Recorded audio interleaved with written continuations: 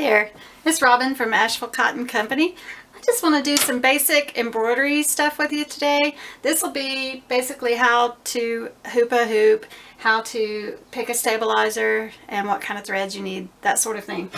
So, the first thing let's talk about is stabilizer. It's very important. So, we have different kinds. There are cutaways, tearaways, and washaways. That's the three major categories. The cutaways mean simply it won't tear. This one's a tearaway.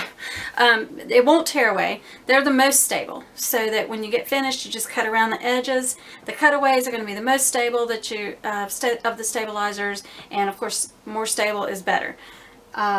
However, sometimes you don't want to have to cut around the edges because it's going to show, or you don't really need it that stable because you're just doing a smaller design or something that doesn't have very many colors or just a name, something like that. So in that case, you could use a tearaway.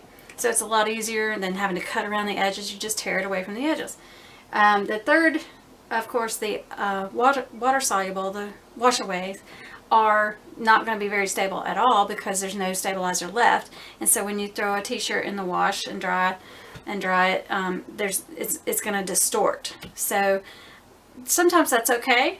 So you can totally do that. But also the other thing about a washaway stabilizer is that you have to use a washaway stabilizer on top of something like a towel, something that has a nap to it. You would use a regular stabilizer underneath, or you could use washaway.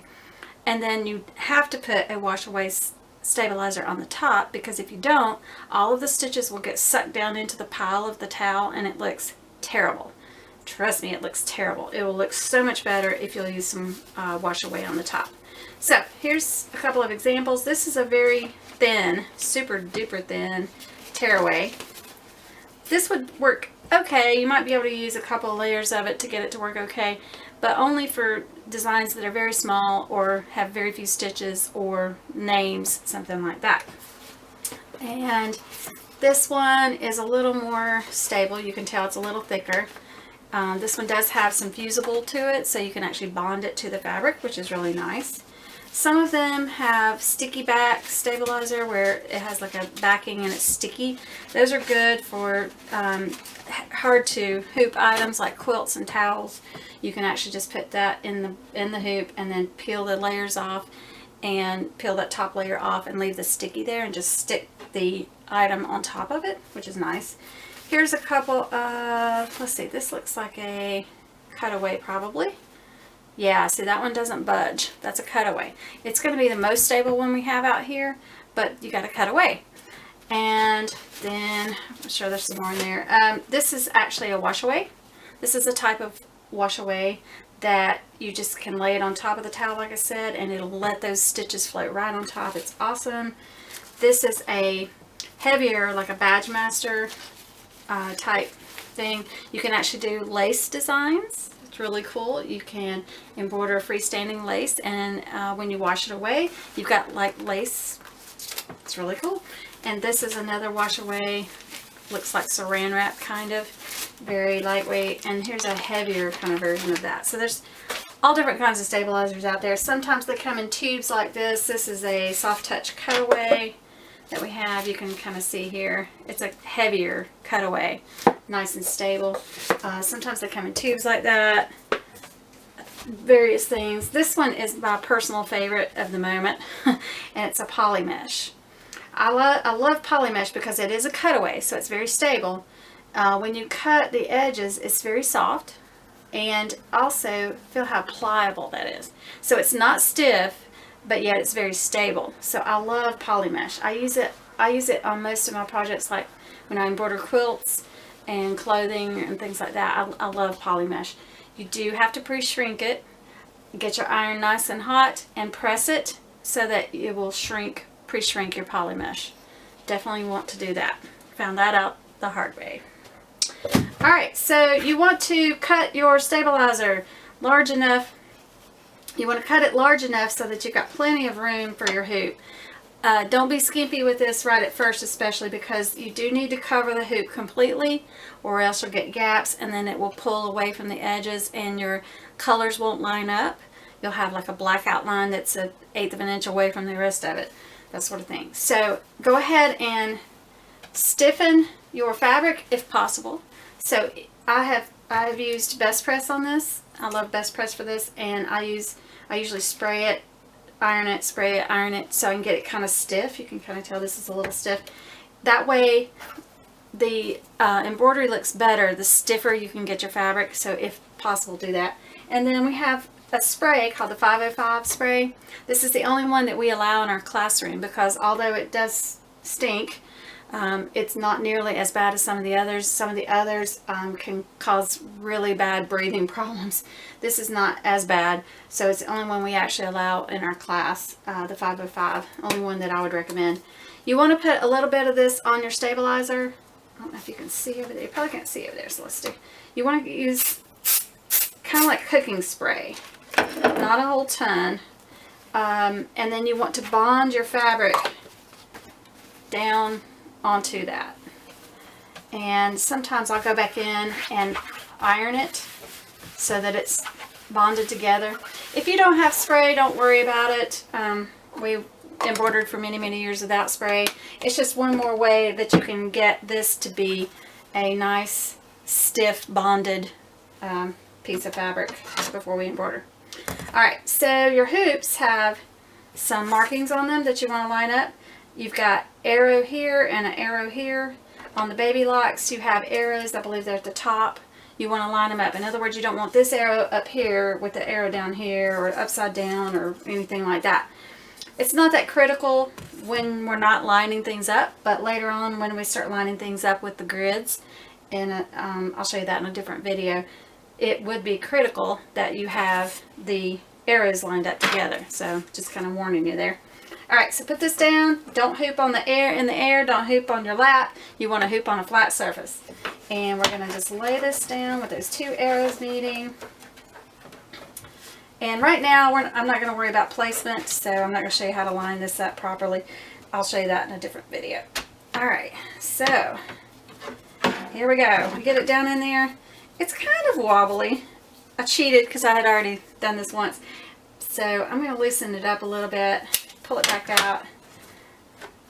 I really want this to be nice and tight in there. I'm going to tighten it up and just see. Yeah, see, it's still a little loose for me. So now that I've tightened it up, I'm going to stick it back in there one more time if I can. There we go. Now, see, that's quite a bit tighter. You don't want to pull these edges in because if you get the fabric taut without the stabilizer, then when you embroider, you're gonna have puckers when you get it out of the hoop. So it's a fine line here how to get this tight, but I pull sometimes both the stabilizer and the fabric together, and I just check and make sure. Yeah, that sounds pretty good, pretty nice and tight. You'll get better at that as you go. Now let's talk about threads and needles. So the embroidery needles say embroidery on them. There's different sizes. There's a size 75, size 90. 75 is for lighter weight, like if you're doing lighter weight fabrics and not very many colors, that sort of thing. 90s are going to be heavier, so they're going to make a bigger hole, so that would be good if you have a design that has multiple colors and you're sewing on top of each other, or if you have a heavier fabric. The embroidery needles are sharper than just your regular needles, which is better because it's going to make a better looking embroidery. But don't get too crazy about this. If you are stuck at home without a pack of embroidery needles, you can try it with your size 80-12 universals and see what happens. Usually you're not going to be able to tell much of a difference. Sometimes you're going to want the sharper ones, so go ahead and have some in your stash if you can, but don't freak out if you don't. The threads that I like to use are Metler Polysheen. I really like these threads a lot because they're nice and shiny for embroidery. They're very fine for embroidery, so you can't just use regular old thread. You have to use an embroidery thread or else it won't look good. Unless you're doing something crazy like quilting with the embroidery machine, you can use regular thread. But this is also a polyester, so it's color fast. You can throw a towel that's been embroidered with this with the bleach, and it won't bleach out. They don't fade. They don't, and because they're polyester, they're also way stronger than the rayon threads. So I prefer the Mettler Polysheen just over all these 20 some years. They have really kind of held up over time, and I really like the quality of these. That's why we pretty much have that.